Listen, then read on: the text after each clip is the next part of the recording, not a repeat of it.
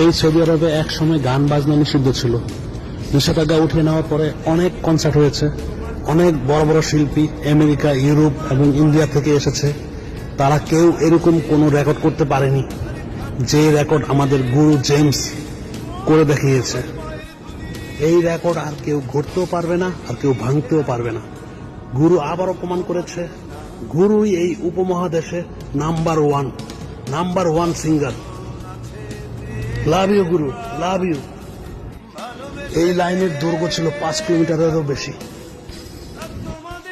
রিয়াদও যখন কনসার্ট হয়েছিল তখন সেখানেও অবরুদ্ধ হয়ে গেছে রাস্তাঘাট। দাম্মামে হয়েছে, এখানেও অবরুদ্ধ হয়ে গেছে রাস্তাঘাট। এখন জেদ্দাবাসী তোমাদের পালা, তোমরাও দেখিয়ে দাও, গর্জে ওঠো আরেকবার।